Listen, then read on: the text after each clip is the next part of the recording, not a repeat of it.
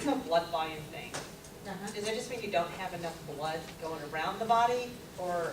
No, I mean, of course, Dr. Silliman's routine tests involves one of the checking the volume. Right.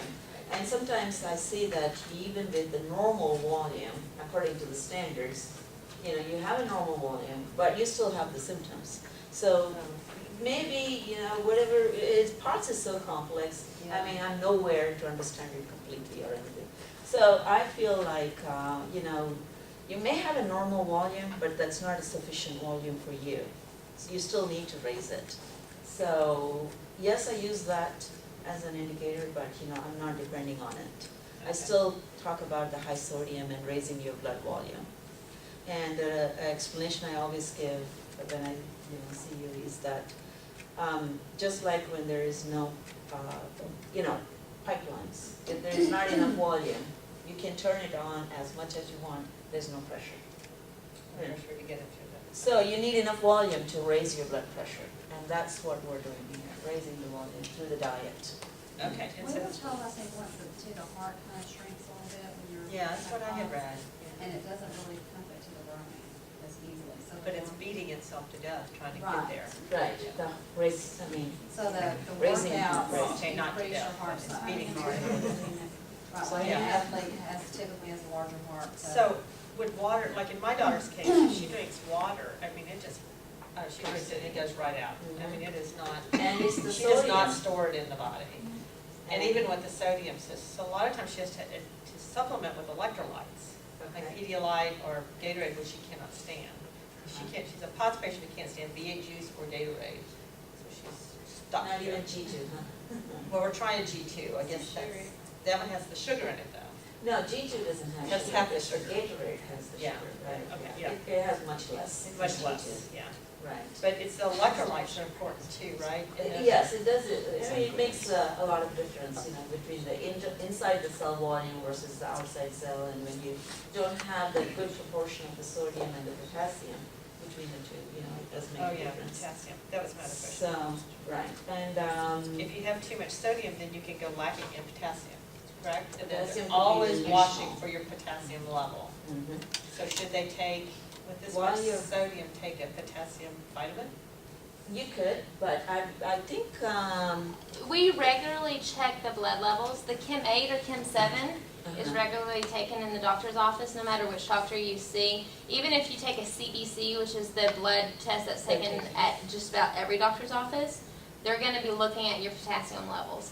And especially if so, you're on Florinef. especially if because you're on of Florinef Yeah. or Florinef, DABT, one of those sodium ones. Right. And so they're looking specifically for your potassium levels, Mhm. possibly for your magnesium levels, for your sodium levels. So they're going to check and make sure all that's in balance.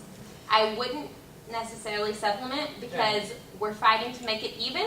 You're going to throw that off kilter. Yes, if you're trying to. So- The good thing about that, though, Diet, maybe a banana. the Banana, best, oranges. the best thing orange juice. is to find a way in the food of the banana, That's or right. what she said earlier about orange juice. Orange juice has a potassium. significant amount of potassium in orange Right. juice. So if you can somehow square away an orange juice drink, Cantaloupe. then that's a great source of sodium and potassium at the same time. Yeah, cantaloupes. And potassium is also something that you get out of the meats.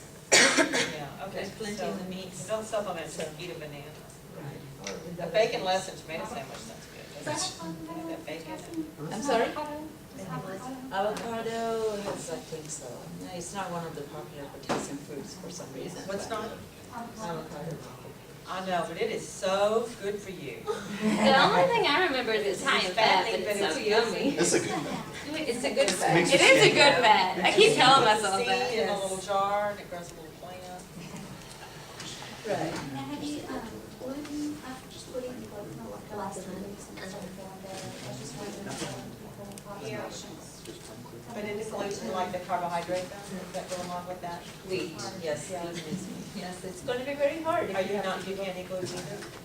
So did I email you and say, But I'd already stopped Yeah, okay. 3 weeks ago, Yeah. just to see. 'Cause And did it make any difference? Oh, okay. I'm glad I'm here because I'm learning too, along with you. Most Okay. of the grocery stores are now, like Sprouts, at least the one that's opened up near us, they now all have a full-time nutritionist that works there that can either help you with it or like there are a lot of small organic health food stores. Like I used to work at one that has entire sections of gluten free that Yeah. can title your entire meal would be in one place that you could just put together from their gluten free section. Right. Because celiac disease has become kind of big. Very And, good. So gluten and carbs, that sounds like they're going together. I mean, even any Then store what was the is other thing we were carrying. You said dairy. Dairy and gluten. I said dairy too. Okay. I'm not sure. I just heard somebody, it's dairy's a problem with you too? We've noticed a small trend with One dairy thing and I did collagen. hear is that It's the small food trend, but allergies. it's, yeah. Yes, the food allergies are very frequent with pots as well. So. And of course, we try to isolate those and, you know, I give a list of those foods that you could be staying away from. But I think you're right to go off one at a time, so you Yeah, don't doesn't have to know. starve yourself to death with nothing left to eat. That's right. You would have nothing but your She is. You know I have that on video, right? nothing but you. They'll be scared to come. Yeah, but that's good to know, because it is so complicated, but it also has to be consistent. That's right. So there'll be days when it's easy to do the 10,000, and then there's the next day where it's just not easy to eat 3 good full meals a day. And some of these kids are in high school and, early college, and it's very, very difficult to get a good standard meal 3 times a day, plus a snack. And Right, so Sure. it's really, they can't always take a bacon, lettuce, and tomato sandwich or.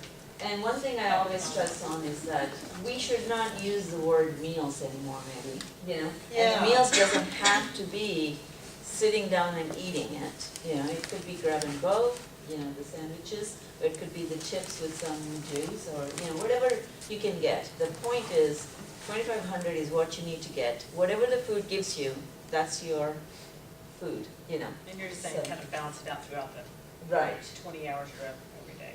That's right. Right, so meals is not, I always talk about eating healthy along with it, only because the processed foods are so high in saturated fat and cholesterol, but you don't have to be concentrating on eating. Your priority is the 2,500 per meal, or 10,000 at the end of the day of sodium, and lots of fluids. That's the priority, and then comes, yes. Probably about 6 months ago, Dr. Sullivan came to me and he said, Amanda, you're good with baking. I want you to make a breakfast bar that has high sodium. And so I went in my kitchen and I just started throwing ingredients in, and I came up, it's more than a breakfast bar, it's probably skinny muffin size. And the whole bar has 1 gram of sugar. 1 gram of salt, and I couldn't taste it. So what I've been trying to do is find all my ingredients, because I recently moved, and make this again and bring it in here for you guys to try it. But I guess that's my mission for next month, so. Yeah. And if I remember, Sean is a very good cook. I was in Coming culinary straight from school your, for- yeah, well, your wife. Yeah, Carrie's very lucky. Oh wait, is that on film? Hi, Carrie. And we're gonna send it to her. So it has 1 So- gram, 1 gram out of 10,000? No, Wait, how many? 10 grams. One of your No, cents. the 10,000 milligrams is that 10 has grams. 1,000. Yeah, I do. 10,000 milligrams. Milligrams, 10,000 milligrams equals. Which is 10 grams. 10 grams. 10 grams, okay. I wanted to bounce off of something that Jan said earlier. You were saying how some days it's really easy to eat for POTS patients, or for dysautonomia, since not all of us have POTS. And then for some days, we can eat normally. Mac can vouch for me. There are days that I don't want to eat, period, and I will refuse to eat. I give him permission to force me to eat, because that is the most important time for us to eat. So if you are a patient in this room, please give your care provider permission to force feed you on those days. You aren't happy with them when you tell them to, but I promise you, I'm very lucky. Matt didn't go to culinary school, but he thinks he did. He likes to play with it. No, he's a really good cook. But he tries to find things that I like on those days, and he really tries to very feed. many points of